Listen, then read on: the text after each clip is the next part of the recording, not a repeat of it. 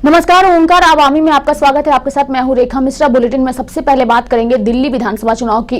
दिल्ली के मुख्यमंत्री अरविंद केजरीवाल ने दिल्ली विधानसभा चुनाव में शानदार वापसी की है, जिसको लेकर आम आदमी पार्टी को बधाई देने वाले लोगों का तांता लगा हुआ है।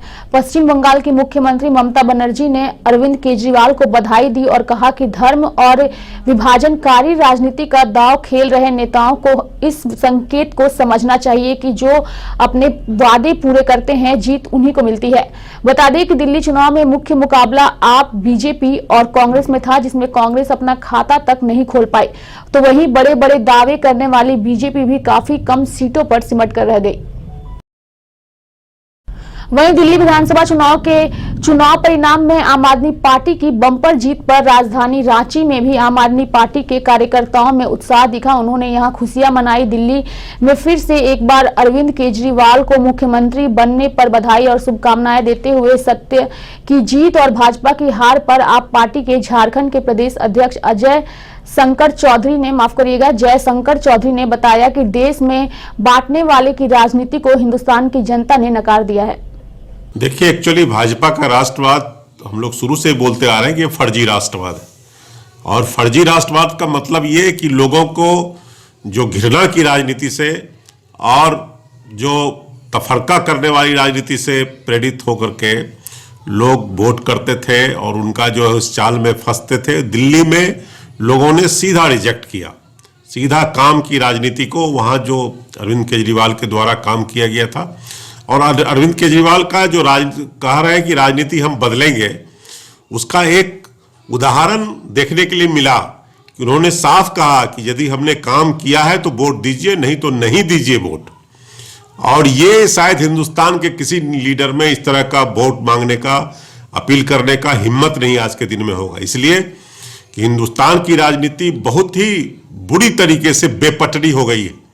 आप देखेंगे कि यदि भाजपा जैसे ताकत का जो उनके अधिकांश नेता जो जहर उगलते हैं, समाज को तफरका पैदा करते हैं और हमारी साझी सांस्कृतिक विरासत को तोड़ते हैं, ऐसे लीडर को जवाब देने का हिम्मत सिर्फ दिल्ली में है। और दिल्ली ने दिया है और दिल्ली के लोगों ने दिया है। दिल्ली के लोगों ने साफ रिजेक्ट किया है।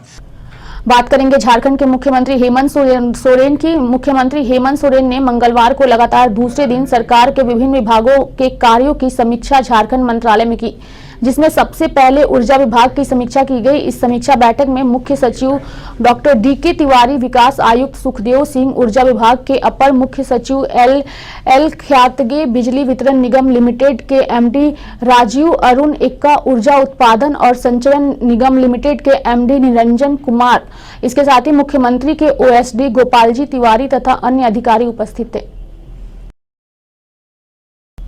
पंचम झारखंड विधानसभा सदस्यों के आयोजित 2 दिवसीय प्रबोधन सह प्रशिक्षण कार्यक्रम का आयोजन प्रोजेक्ट भवन में किया गया, जिसमें मुख्य अतिथि के रूप में संविधान विशेषज्ञ GS मल्होत्रा, मुख्यमंत्री हेमंत सोरेन, पूर्व नगर विकास मंत्री CP सिंह, विधानसभा अध्यक्ष रविंद्रनाथ महतो, लोकसभा के पूर्व महासचिव NK सिंह, पूर्व अपर सचिव बंधु राय उपस्थित थे। आपको बता दें कि कार्यक्रम में विधानसभा के कार्यवाही के बारे में चर्चा की गई और जो नए विधायक चुनकर आए हैं उनके लिए प्रशिक्षण अहम रहा। किस प्रकार सवाल पूछने से पहले किस नियम का पालन करनी चाहिए, इन सब तौर तरीकों की जानकारी संविधान विशेषज्ञ GS मल्होत्रा ने दी। मौके पर विधानसभा स्पीकर रविंद्रनाथ महतो ने कहा कि सभी विधायकों को मिलजुल कर अपने कार्यों को करेंगे। विधानसभा कैसे चले, विधानसभा में विधायकों की भूमिका क्या है, मंत्रियों की भूमिका क्या है, पदाधिकारियों की भूमिका क्या है, विधानसभा अध्यक्ष जी की भूमिका क्या है, यहां तक कि मीडिया की भूमिका क्या है, सभी चीजें अंकित हैं। विधानसभा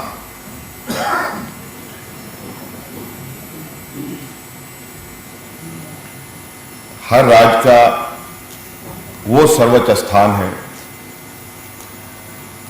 जहां पर राज्य के चुने हुए शीर्ष राजनीतिक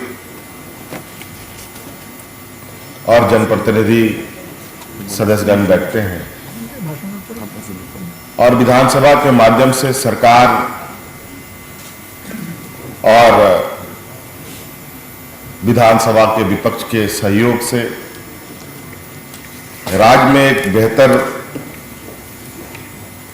विकास और राज्य को बेहतर दिशा देने की चर्चाएं होती है, बहस होती है, कई नियम कानून बनाए जाते हैं।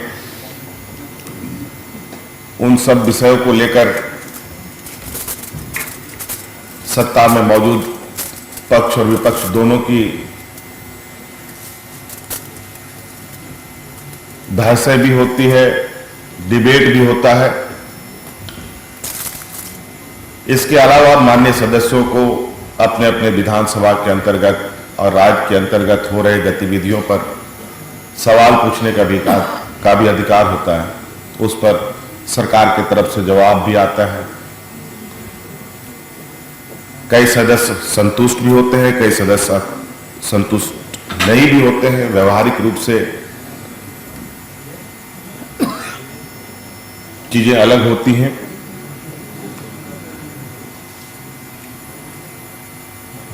वैसे तो इस प्रशिक्षण शिविर में हमें कई बातें रखनी चाहिए और कई बातें समझनी चाहिए, कई बातें पूछनी भी है। बुलेटिन में आगे बढ़ेंगे। झारखंड विकास मोर्चा केंद्रीय कार्य समिति की बैठक संपन्न हुई। बैठक में सर्वसम्मति से 5 प्रस्ताव पास किए गए, जिसमें 17 फरवरी राजधानी रांची के प्रभात तारा मैदान में झारखंड विकास मोर्चा का विलय भारतीय जनता पार्टी में होगा और झारखंड विकास मोर्चा से विधायक प्रदीप यादव और विधायक बंधु तिर्की को झारखंड विकास मोर्चा से निष्कासन पर सहमति बनी। झारखंड विकास मोर्चा विलय उपरांत पार्टी की संपत्ति परिसंपत्ति विधि पूर्वक संपादन करने की भी सहमति बनी। आपको बता दें कि विलय कार्यक्रम में भारतीय जनता पार्टी से गृह मंत्री अमित शाह और राष्ट्रीय अध्यक्ष जेपी नड्डा, साथ ही ओम माथुर और वरीय नेता उपस्थित रहेंगे। झारखंड विकास मोर्चा का विलय भारतीय जनता पार्टी ने आज की कार्य समिति ने सर्वसम्मति से पारित किया। अब 17 फरवरी को रांची के जगन्नाथपुर मैदान, जिसको प्रभात तारा के नाम से भी जाना जाता है, उस प्रभात तारा मैदान में भव्य कार्यक्रम का आयोजन है। उस आयोजन में हमारे पार्टी की सबसे निचली इकाई का पंचायत, तो प्रत्येक पंचायत से अर्थात जो प्राथमिक इकाई से हमारे कार्यकर्ता 17 फरवरी को जगन्नाथपुर प्रभात तारा मैदान में उसमें पहुंचेंगे और उसमें भारतीय जनता पार्टी की ओर से जो पार्टी के अध्यक्ष है श्री जेपी नड्डा जी, पार्टी के केंद्रीय अध्यक्ष है भारतीय जनता पार्टी के, वो वहां उपस्थित रहेंगे। फिर आज देश के जो गृह मंत्री हैं श्री अमित शाह जी, वो भी उस दिन उपस्थित रहेंगे। पार्टी के जो बीजेपी के केंद्रीय उपाध्यक्ष है ओम प्रकाश माथुर जी, वो भी उपस्थित रहेंगे। और शेष जो उनके जितने और संगठन मंत्री हैं और जो लोग आएंगे, बाकी उन लोगों से पता चलता है ना, हमारी ओर से उनके जितने भी पदाधिकारी हैं झारखंड के, फिर विधायक है, सांसद है, सबों से आग्रह करेंगे उनके जितने भी कार्यकर्ता है उस दिन उस समारोह में खबरों में आगे बढ़ेंगे। मुख्यमंत्री ने प्रोजेक्ट भवन के औषधि उद्यान का उद्घाटन किया। इस दौरान मुख्यमंत्री के साथ साथ कई लोग मौजूद थे।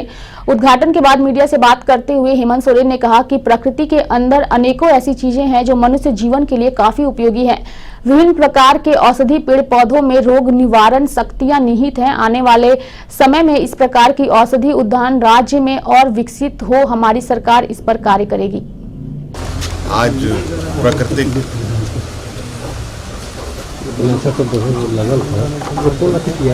के अंदर अनेकों ऐसी चीजें जो आज के दिन में भी अनछुई है। आज प्रकृति की गोद में अनेकों ऐसी शक्तियाँ हैं, अनेकों ऐसे पेड़ पौधे और औषधियाँ हैं जिसको लेकर आज आप देखते होंगे कई बड़ी बड़ी कंपनियां भी आज हर्बल के क्षेत्र में बड़ी तेजी से कदम बढ़ा रही है। मुझे लगता है इसका प्रचालन बढ़ना। मुख्यमंत्री हेमंत सोरेन जब से सीएम की कुर्सी पर काबिज हुए हैं तब से वे लोगों की समस्याएं रोजाना सुन रहे हैं। वह जनता दरबार लगाने का इंतजार नहीं करते, रोजाना ही वे लोगों से खुले दिल से मिलते हैं और उनकी समस्याओं को सुनते हैं। क्या है पूरा मामला, देखिए इस रिपोर्ट में। हम लोग 3 भाई है, ये बड़े भाई है, हम मंझले हैं, ये छोटे भाई है। बड़े भाई की उम्र है 40 वर्ष, नाम है कलाम खान, और मेरा नाम कलीम खान है और 35 वर्ष का हूँ मैं। और ये मेरा छोटा भाई है तस्लीम खान और 27 वर्ष का। सर हम लोग जो है बिल्कुल आदमी के आधे बराबर है। हम लोग से कुछ होता नहीं, नॉर्मल आदमी के जैसा, और हम लोगों को काम भी नहीं देता है। तो हम लोग सीएम सर से रिक्वेस्ट करने के लिए आए कि अगर हम लोग के लिए कोई काम अगर कुछ देते हैं या कुछ हेल्प करते हैं तो हम लोग कर सकते हैं अपने लाइफ में, जीवन में। मुख्यमंत्री आवास पर यूं तो कई लोग अपनी समस्याएं लेकर आते हैं, लेकिन खास बात यह है कि मुख्यमंत्री हेमंत सोरेन सभी की समस्याओं को एक बराबर तरजीह देते हैं और उनसे मुलाकात कर उनकी समस्या का समाधान करने की बात कहते हैं।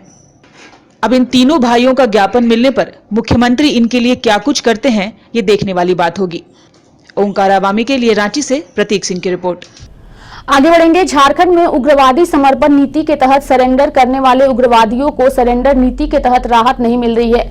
हजारीबाग ओपन जेल में बंद 33 पूर्व नक्सलियों के परिजन मुख्यमंत्री आवास पहुंचे हैं। आपको बता दें कि सरेंडर कर चुके उग्रवादियों के परिजनों की मांग है कि कई बंदी ओपन जेल में बीते 4-5 सालों से बंद है। समर्पण नीति में जिक्र है कि समर्पण करने वाले उग्रवादियों पर दर्ज मामलों का निष्पादन फास्ट ट्रैक कोर्ट गठित कर किया जाएगा, लेकिन ऐसा हो नहीं रहा है। पूर्व उग्रवादियों के परिजनों ने मांग की है कि सरेंडर कर चुके उग्रवादियों पर दर्ज सारे मामले फास्ट ट्रैक कोर्ट गठित कर सुनाए जाएं ताकि मामलों का तत्काल निष्पादन हो सके। ये है जो इनामी जो था उस जो पड़ोसी किया गया है, उस प्रावधान कुछ नहीं मिला है। और लोग के मिले हैं जगह जमीन सब, और लोग के नहीं मिले हैं। किसी के घर बना है, किसी के नहीं बना है। और रेंट में जो किराया भाड़ा के लिए बोलल गया था कि मिलेगा, वो भी नहीं मिल रहा है। अब बाल बच्चों के जो पढ़ाई के लिए बोलल गया था, वो भी बच्चा को पढ़ाई लिखाई के कोई अथी नहीं मिला है। तो खर्चा जो रहता है वो भी नहीं मिला है। और इसीलिए कारण से हम लोग यहाँ पर आए हैं। ये सब हम लोग को मिलना चाहिए। हम लोग सिलेंडर पॉलिसी जितना जो मुख्य धारा से जुड़े हुए हैं, सिलेंडर पॉलिसी परिवार, और जितना परिवार लोग जो है, ये हम लोग को जो लाभ सरकारी में किया गया था वो हम लोग को कुछ लोगों को मिल पाया है, कुछ लोगों को नहीं मिला है। वही लेकर के हम लोग आए हुए हैं कि हम लोग को अगर जो मिल रहा है वो तो ठीक है, और जो नहीं मिल रहा है वो चीज़ हम लोग को मिलना चाहिए। आगे बढ़ेंगे। झारखंड प्रदेश कांग्रेस कमेटी अब गांव-गांव, शहर-शहर हर वर्ग के लोगों को ज्यादा से ज्यादा सदस्यता अभियान के तहत जोड़ने का काम करने जा रही है। आगामी 12 फरवरी से समाज के शिक्षक वर्ग, वकील वर्ग, डॉक्टर वर्ग और ज्यादा से ज्यादा युवाओं को जोड़ने के लिए कांग्रेस अपने सारे कार्यों को देश की आजादी में कांग्रेस के योगदान को बता कर करने जा रही है, जिसकी जानकारी प्रेस कॉन्फ्रेंस कर कांग्रेस के प्रवक्ता आलोक दुबे ने दी। 12 फरवरी को इसका शुभारंभ कर रहे हैं। पूरे प्रदेश का लॉन्चिंग है यहाँ कचहरी रोड में। माननीय प्रदेश कांग्रेस अध्यक्ष और विधायक दल नेता की उपस्थिति में पूरे जिला से लोग आएंगे और एक उत्सव के रूप में हम इसको मनाने जा रहे हैं, क्योंकि सदस्यता अभियान के माध्यम से हम ज़्यादा से ज़्यादा लोगों को कांग्रेस में जोड़ने का काम करेंगे और संगठन का विस्तार करेंगे। युवाओं को विशेष रूप से जोड़ने की हमारी योजना है। समाज के जो दूसरे वर्ग के लोग हैं, बुद्धिजीवी हैं, शिक्षक हैं, डॉक्टर हैं, वकील हैं, ऐसे लोगों को भी पार्टी से जोड़ने की योजना है। एक व्यापक रूप से हम उस दिन लॉन्च करके और फिर सभी जिला मुख्यालयों पर, प्रखंडों में, पंचायतों में, बूथों में, गाँव में शिविर लगाकर कांग्रेस पार्टी की सदस्यता ग्रहण कराएंगे। खबरों में आगे बढ़ेंगे। पुलिस ने 3 साइबर अपराधियों को गिरफ्तार किया है। आरोपी नीरज कुमार, खूबलाल मंडल और पिंटू राणा को पुलिस ने गिरफ्तार किया है। बता दें कि इनमें से एक अपराधी गिरिडीह और 2 धनबाद के रहने वाले हैं। इनके पास से 9 smartphone, 3 basic phone, 12 miss SIM, 1 laptop और 1 बाइक बरामद किया गया है। आपको बता दें कि ये अपराधी पेटीएम के माध्यम से ग्राहकों के पैसे उड़ाते थे। बोकारो एसपी पी मुरुगन ने इस सभी बातों की जानकारी दी। रात को एक गुप्त सूचना मिली है जो कुछ संदिग्ध लोग सेक्टर 9B में वाड़ा का रूम लेके वहाँ पे कुछ साइबर क्राइम का करने का गुप्त सूचना के आधार पर एक विशेष टीम गठित किया गया है। पुलिस उपाधीक्षक नहर और हरला थाना प्रभारी एवं 2 प्रोबेशनर सब इंस्पेक्टर के और एक ASI के नेतृत्व में छापामारी की गई है। वहाँ पे कुछ संदिग्ध सामान मिला है। वह उसी से अवलोकन से पता चला है कि वो 3-4 व्यक्ति लोग वहाँ पे विगत 2-3 महीना में वहाँ पे वाड़ा का रूम लेके कुछ साइबर क्राइम का क्राइम करने का सूचना मिली है। इसी के आधार पर हम लोग ने उनके पास से कुछ लैपटॉप और मोबाइल फ़ोन, सिम कार्ड और कुछ सामानों बरामद किया था। जमुआ पुलिस ने क्रूरतापूर्ण तरीके से 2 ट्रक में लाद कर ले जाए जा रहे 72 मवेशियों को जब्त किया है। आपको बता दें कि मवेशियों के साथ आधा दर्जन लोगों को भी हिरासत में लिया गया है। पकड़े गए लोग मवेशी तस्कर हैं या फिर व्यवसायी, इसकी जांच पुलिस कर रही है। वहीं फिलहाल सभी जब्त मवेशियों को खरगीडीह मिर्जागंज गौशाले में रखा गया है। जानकारी के अनुसार SDPO नवीन सिंह को गुप्त सूचना मिली थी कि 2 ट्रक में मवेशी लोड कर बिहार की ओर ले जाया जा रहा है, जिसके आधार पर जब जांच कर पुलिस ने ट्रक को कब्जे में लेकर के फिलहाल छानबीन में जुट गई है। आगे बढ़ेंगे और बात करेंगे बोकारो की। प्रदूषण हमारे देश की एक बहुत बड़ी समस्या बन गई है। प्रदूषण से निजात पाने के लिए बोकारो के स्कूली बच्चों ने कोयले के बुरादे लदे गाड़ियों के मार्ग को बदलने के लिए स्कूली बच्चों ने मानव श्रृंखला बनाकर विरोध किया है। बच्चों ने कहा है कि गाड़ी के तेज गति से चलने से हमारी जान को तो खतरा रहता ही है, साथ ही राख से प्रदूषण की भी समस्या बढ़ रही है। यहाँ जो डंपर के कारण जो छाई उड़ रही है वो उससे हमारे भोजन जो जहरीला हो जा रही है और हमें सांस लेने में तकलीफ होती है। तो हम सरकार से यही निवेदन करते हैं कि ये डंपर को यहाँ बंद कर देना चाहिए और जो अगर उन्हें हो सके तो दूसरे रास्ते से लिया जाए, लेकिन यहाँ जो है इधर से बंद कर देना चाहिए। हम सरकार से यही निवेदन करते हैं। राजधानी के नियोजन कार्यालय में बेरोजगार युवक और युवतियां लगातार बेरोजगारी भत्ता एवं नौकरी की तलाश में पहुंच रहे हैं। बता दें कि राज्य में बेरोजगारी को कम करने के लिए वर्तमान सरकार ने चुनाव से पहले अपने घोषणा पत्र में यह वादा किया था कि राज्य में बेरोजगारी को कम करने के लिए पढ़े लिखे बेरोजगार युवक युवतियों को रोजगार भत्ता दिया जाएगा। राजधानी के नियोजन कार्यालय में बेरोजगार युवक और युवतियां लगातार बेरोजगारी भत्ता एवं नौकरी की तलाश में पहुंच रहे हैं। राज्य में बेरोजगारी को कम करने के लिए वर्तमान सरकार ने चुनाव से पहले अपने घोषणा पत्र में यह वादा किया था कि राज्य में बेरोजगारी को कम करने के लिए पढ़े लिखे बेरोजगार युवक युवतियों को रोजगार भत्ता दिया जाएगा। कार्यालय में भीड़ को देखकर साफ लग रहा है कि सरकार द्वारा दिए गए आश्वासन खुद सवालों के घेरे में न आ जाएं, क्योंकि कुछ अभ्यर्थियों ने कहा कि रोजगार मेले और नियोजन कार्यालय में कई बार रजिस्टर्ड कराने के बावजूद भी रोजगार मुहैया नहीं हो पाता है, क्योंकि उन्हें उनकी योग्यता के हिसाब से नौकरियां नहीं मिल पाती। झारखंड सरकार ने कुछ दिन पहले ही एड दिया था कि जो भी हमारे राज्य में बेरोजगार है उनको बेरोजगारी भत्ता दिया जाएगा तब तक जब तक कि जॉब प्रोवाइड नहीं किया जाता या फिर उनका जॉब नहीं लग जाता। उसके रिगार्डिंग ये लाइंस लगी हुई है और इसके तहत पोस्ट ग्रेजुएट के लिए 7,000 और ग्रेजुएट के लिए 5,000 की राशि दिए जाने की बात कही गई है। क्या कुछ उम्मीद है कितना मददगार साबित होंगे आप? इस तरह का कोई कदम इससे पहले वाली सरकार ने नहीं उठाई थी, तो अगर ये कदम सक्सेसफुल रहा तो उम्मीदें तो और बढ़ेंगी। हालांकि नई सरकार है, उम्मीदों के साथ ही हमने वोट दिया है। अब ये तो वक्त ही बताएगा कि क्या होता है। तो आपको बेरोजगारी भत्ता दी जाएगी? कहाँ देगी? कौन बेरोजगारी भत्ता? उम्मीद है? कोई उम्मीद नहीं है। ये सब सरकार में भी, भाजपा सरकार में भी दिया गया। कहाँ मिला? कुछ नहीं मिला। कुछ बेरोजगारी भत्ता कोई नहीं मिला। बस 5 साल रघुवर दास खाली बहाना बनाया। रोजगार सरकार से अब देखना पड़ेगा। उम्मीद है कि क्या करता है। अभी तो नया नया दिन है, क्या कर रहा है क्या नहीं कर रहा है, समय है अभी। क्या है कि एक डेढ़ महीना ही हुआ है, अधिक दिन नहीं हुआ है। आपको बता दें कि बेरोजगारी का आलम यह है कि विभाग द्वारा राज्य में कुल 3 लाख से ज्यादा बेरोजगार युवक युवतियों के आंकड़े बताए गए हैं, जो प्रतिदिन बढ़ रहे हैं। महज 3 दिनों में 39,000 लोगों ने रजिस्ट्रेशन कराया है। लगभग 2,000 से ज्यादा विकलांग बेरोजगार भी नौकरी की तलाश में नियोजन कार्यालय पहुंचे हैं। जो भीड़ की है, अभी माननीय हमारे मुख्यमंत्री का जो घोषणा है कि हम इन लोगों को असिस्टेंस भी देंगे, प्रोत्साहन राशि दी जाएगी, वो भी एक कारण है।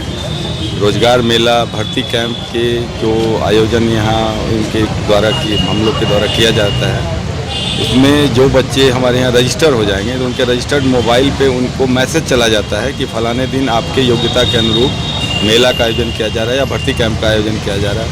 टेक्निकली जैसे आपके ITIs के बच्चे हैं, डिप्लोमा के बच्चे हैं, तो यदि डिप्लोमा की कोई वैकेंसी आती है तो जो बच्चे डिप्लोमा किए हुए हैं उनको डायरेक्ट उनके कंसर्न मोबाइल पे उनका मैसेज चला जाता है, तो उन लोगों को भी सुविधा होती है। झारखंड चुनाव से पहले महागठबंधन की सरकार ने यह ऐलान किया था कि बेरोजगार युवक और युवतियों को बेरोजगारी भत्ता दी जाएगी, और अब महागठबंधन की सरकार बन चुकी है झारखंड में, और उसके वायदे को पूरे करने के लिए श्रम नियोजन कार्यालय से हर जिले में के पदाधिकारियों से हेमंत सरकार ने बात किया है और एक बेरोजगारी का आंकड़ा मांगा है। उसको लेकर, इस मुद्दे को लेकर कितना ज़्यादा कारगर साबित होता है यह देखने वाली बात होगी। वैसे में हमने जब छात्रों से बात की तो उनका कहना है कि कई बार ऐसे फरमान जारी किए गए हैं, हम लोगों ने कागजात जमा किए हैं, लेकिन 5 से 7 हज़ार रुपये की हमें रोजगार दी जाती है। लेकिन अब देखने वाली बात होगी कि बेरोजगारी भत्ता जो ये ग्रेजुएट को 5,000 और पोस्ट ग्रेजुएट को 7,000 रुपये देने की बात है, इस पर सरकार कितने कारगर साबित होती है और कितने कठोर कदम उठाती है। ओंकार आवामी के लिए रांची से कौशल कुमार। बात करेंगे बुढ़मू की। बुढ़मू के ठाकुर गांव के खिजूर टोला में ट्रैक्टर दुर्घटना में एक व्यक्ति की मौत हो गई, जबकि एक गंभीर रूप से घायल हो गया। घायल व्यक्ति का इलाज अस्पताल में चल रहा है। वहीं घटना की सूचना मिलते ही मौके पर पहुंची पुलिस ने मामले की जांच में जुट गई है। बात करेंगे परीक्षा की। झारखंड एकेडमिक काउंसिल की मैट्रिक और इंटर की परीक्षा 11 फरवरी से शुरू है। परीक्षा के लिए राज्य भर में मैट्रिक और इंटर के 1,310 परीक्षा केंद्र बनाए गए हैं, जिनमें 6,21,384 परीक्षार्थी परीक्षा में शामिल हैं। सभी केंद्रों पर CCTV कैमरा लगा दिए गए हैं। 15 मिनट समय परीक्षार्थियों को प्रश्न पत्र पढ़ने के लिए अतिरिक्त मिलेगा। आपको बता दें कि पिछले वर्ष की तरह इस बार भी मैट्रिक व इंटरमीडिएट दोनों ही परीक्षा में सबसे अधिक परीक्षार्थी रांची जिले से हैं। वहीं मैट्रिक व इंटर दोनों में सबसे कम परीक्षार्थी पाकुड़ से हैं। परीक्षाएं शुरू हो रही हैं, कैसी तैयारी है इधर देखिए ना, और क्या मन में लग रहा है, क्या चल रहा है? डर लग रहा है। फर्स्ट बार आज फर्स्ट है ना, इसलिए ज्यादा डर लग रहा है। सारा सीटिंग अरेंजमेंट देखना है, कहाँ पे क्या है, इसलिए डर लग रहा है। नहीं, और पढ़ाई कितना, तैयारी कैसी? तैयारी किए है, पर डर तो लगता है ना एग्जाम। वो साइकोलॉजिकल है, लेकिन किस तरह के क्वेश्चन पेपर रहेंगे? आज कौन सा पेपर है? आज कंप्यूटर एडिशनल सब्जेक्ट एडिशनल है। किस तरह का क्वेश्चन पेपर आएगा? ऑब्जेक्टिव रहेगा, ऑब्जेक्टिव नहीं रहेगा, सब्जेक्टिव रहेगा। मतलब हमारी ओर से भी सभी उपायुक्त को पत्र दिया गया है, और मुख्य सचिव की ओर से भी जितने भी प्रमंडलीय आयुक्त हैं, पुलिस उप महानिरीक्षक हैं, सभी उपायुक्त, सभी आरक्षी अधीक्षक, सभी लोगों को मुख्य सचिव की ओर से भी भेज दिया गया है। और 10 और 11 तारीख को हम लोग माननीय मुख्यमंत्री और माननीय मंत्री स्कूली शिक्षा और साक्षरता विभाग की ओर से अपील भी जारी करेंगे, समाचार पत्रों में वो भी हम देंगे, ताकि परीक्षा सही ढंग से संपन्न हो सके, कदाचार मुक्त और शांतिपूर्ण वातावरण में परीक्षा का संचालन हो सके, उसके लिए अपील भी जारी होगी। जी, तो अभी के लिए इस बुलेटिन में फिलहाल इतना ही। मुझे दीजिए इजाजत। नमस्कार।